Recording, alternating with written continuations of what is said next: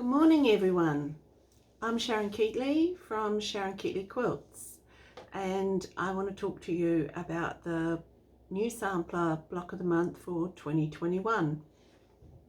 At the moment I've just called it the 2021 sampler, and I'm open to names if you have any ideas on that, although I quite like the idea of celebrating the year and having the year on this quilt in some way so that it can be traceable back to 2021.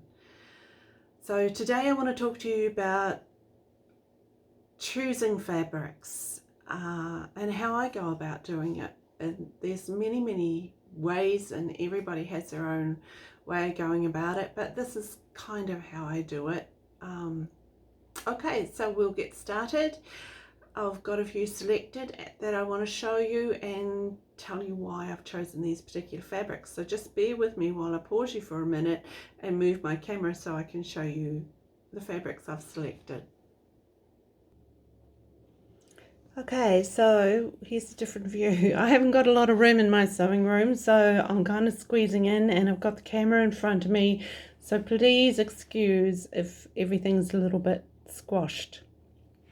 Okay, so here's the quilt, and I've just printed out a copy today.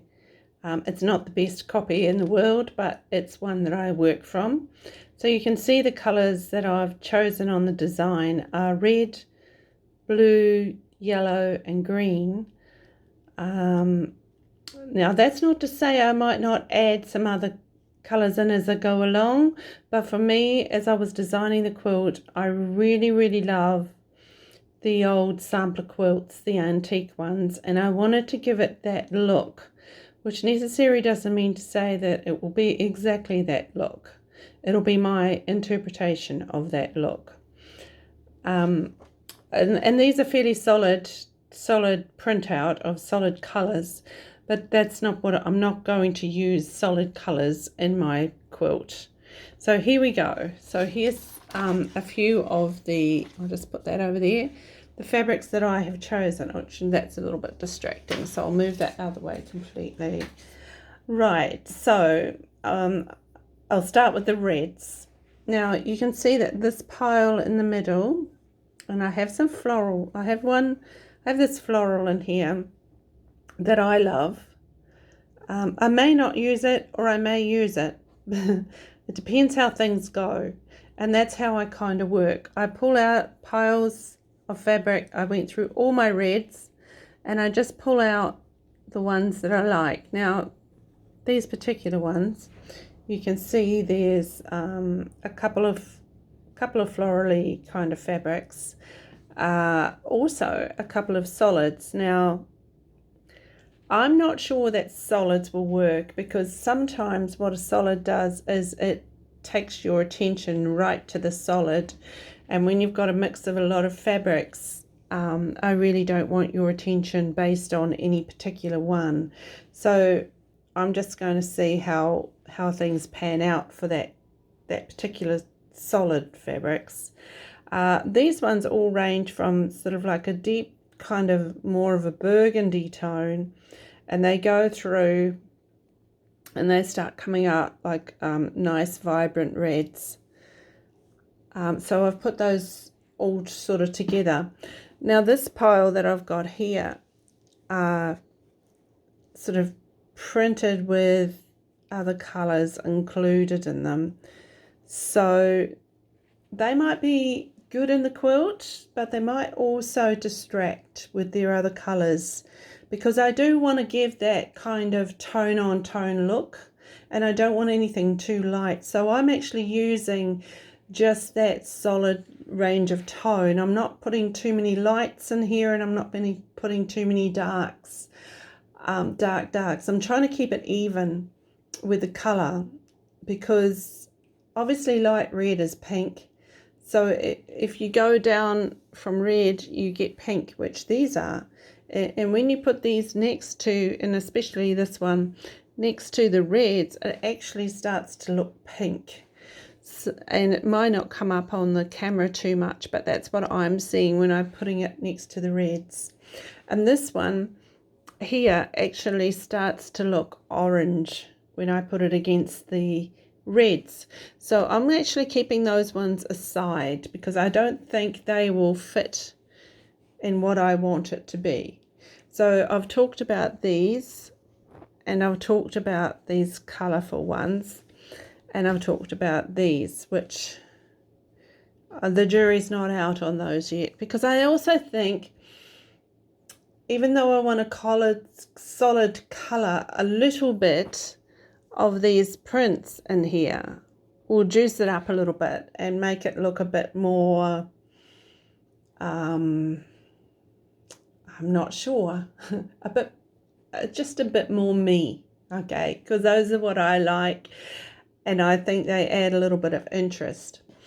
Now I've also pulled some fabrics and strips from my scrap pile because they can be used as well in the quilt, and this one here is quite a bright one, so I think that will actually give it a little bit of something as well. This is actually quite a dark burgundy kind of fabric, but I think they'll all blend in together quite nicely, and that's one of those double ones, and this one's more pink, so I probably won't be using that. I don't know, actually. As I go along, I might decide to put a few of them in, depending on how the quilt takes shape as I start to make it. So those are the red fabrics. Now we're going to move on and talk about the blue fabrics. So I'm just going to take these away, and all the while I'm thinking about my backgrounds. The whole time that I'm deciding, I'm thinking about how this is going to look with the background fabrics, because they do need contrast. So the depth of shade in my blues and my reds and my greens will also affect the depth of shade in my, I think I've moved you a little bit, there you go, in my backgrounds. Right, so I'll just spread these out a bit. There's a few in here that I'm not sure about, okay, but we'll work it out as we go along. And that's kind of how I work, it's not set in stone. I don't pull fabrics out and those are the ones I have to use. I pull them out and I put them in a bin and I put them all together so that I know, basically what I'm using. But that doesn't mean to say I can't pull more out, or there will also be ones in there that I don't use. So it's just a bit of, toing and froing as you're making the quilt.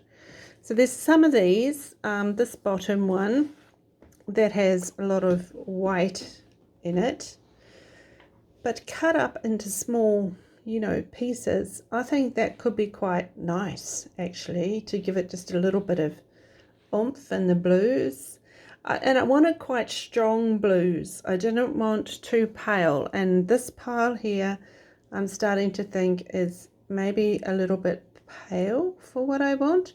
But I will try and see how they blend as we go. I've also got this one, which is not completely blue. Like, it's also got a bit of grey and a bit of black. And that might just add a bit of interest here and there. I'm just winging it really and just seeing how these fabrics go. This is a hand dyed fabric, so it's got a little bit of color in it. It's not one just complete solid color. So I kind of like that. I think that could work really well. And I know it's not reproduction, and not all of them are reproduction. And I love that it's all, I can pull fabrics out of my stash and mix them up together.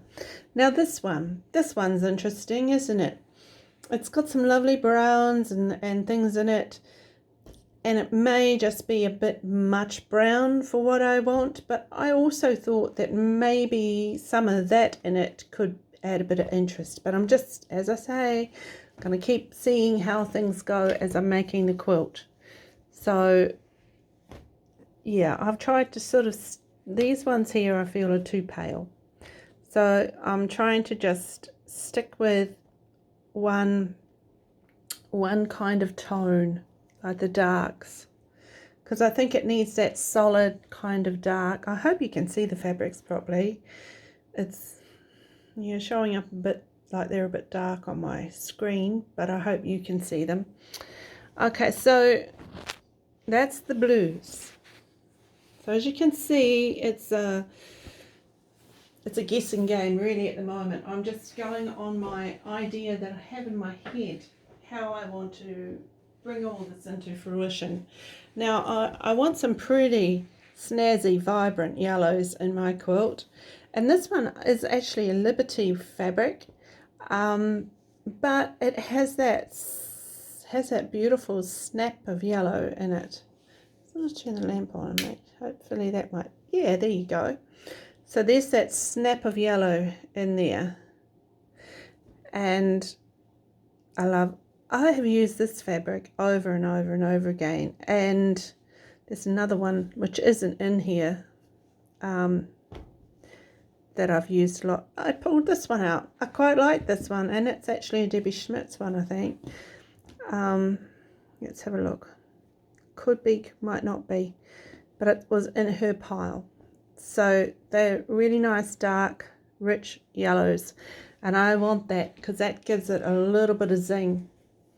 Now the greens, I'm always looking for greens. I never seem to have enough green of the same color. So I'm going to get rid of this, whatever this is, somewhere.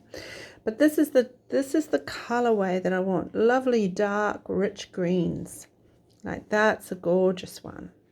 And there's another one. This one. Lovely, lovely, dark, dark greens. This one here has a bit of light and dark. So you can see a little story kind of starting to build on there. I hope that you can see those clearly. This one here, these ones, and this particular fabric, I'm not sure whether I'll use it, but it might create a bit of interest to have a little bit of a mix between dark and light. And that particular fabric was given to me when I did a class with Sue Nichols years and years ago, when she came to a symposium at New Zealand. And I've absolutely treasured it and loved it because it's just such a beautiful fabric, and because it comes from her, of course, but also I just have loved that fabric. So I think I'm going to put that one in here too, just to give a bit of interest. And this one's got a bit of the yellow mustard in it, which could be good because it'll bring in that yellow that's going in, and the same with that. And stripe. I like to have a good range of different types of prints as well. It's not just about the colour, it's about the variety of prints that you put in. So those are the greens and the yellows. Now I'm going to talk about backgrounds. So I have several piles of these because I like to use a lot of background fabrics, and they're not neat and tidy. I'm sorry, I don't do neat and tidy piles all that often because I like to see how they play together. I like to see how they are when they're messed up, because when they're messed up, that's what they look like in the quilt, because you're using little bits of each one and you're taking, they're all blending in together, hopefully. So that's what you want to see. So, those are pretty light sort of ones. And I have been, collecting nice light sort of fabrics for a while now. As you can see, some of these are darker, and that's about as dark as I want to go with this, because I want there to be quite a bit of contrast in this quilt.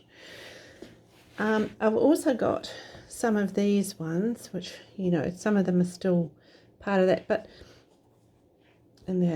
these ones here are florals, and you can see how beautiful they are, and I think they might just add a little bit more interest into the background. Now There's also these ones, and they're quite florally as well, but and the spot, of course, but I'm just not sure they're for this quilt. So I'm hanging on to them and thinking about them, but I'm just not sure. This one here, now this is not really a background, is it? It's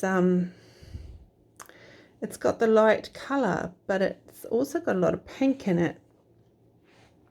But I just wonder how little bits of that might go in the background. So it might just add that little bit of interest like the florals do with the reds and the greens and the yellows and so on. This one is quite grey. Now, I don't really do a lot with, I find that the grey sort of colours in the backgrounds and that sometimes are difficult for me to put in. Although, it could go in between these ones. So we'll just see whether that one squeezes in it or not. So that's my selection for now. And I'm kind of wondering whether I will go with these darker ones or whether I will just keep it light. But one thing I do know is I am going to have a lot of background fabrics. And this is just a small amount of what I've pulled out, and I know that I will actually add to this as I go along and start using many background fabrics just to give the interest in the quilt, and probably add to the reds, the greens and the blues and the yellows as well as I go along. But this is all just a beginning. So I'll just turn you back again to me. If you just wait a minute. Okay, so I'm back. You're probably going to ask me what that quilt is behind me. That's on my design wall. My studio is really small. It's really was supposed to be my laundry, but it never got turned into a laundry. It's beside my kitchen, and it's the room that goes out to our garage and outside to my little garden out at this part of the house. It's a lovely light sunny room, and I have a big window, but not a lot of space. So this is my design wall on the back wall, and this quilt is one that I'm making at the moment.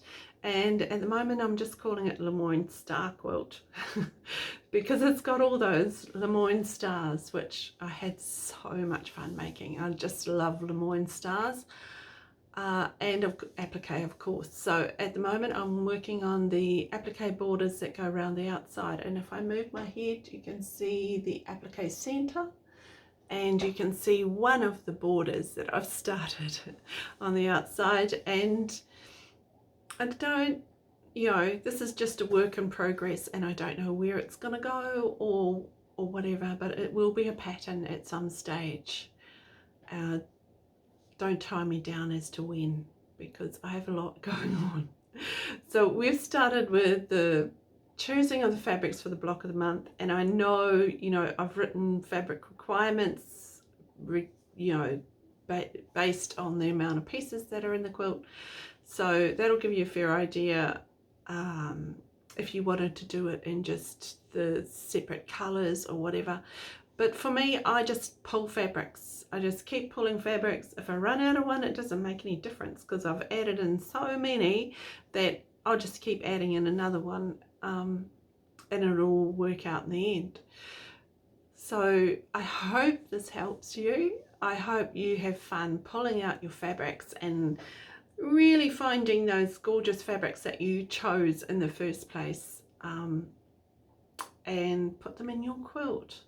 And that's what sampler quilts are all about to me. So happy stitching, and I'll see you with the next video. Bye for now.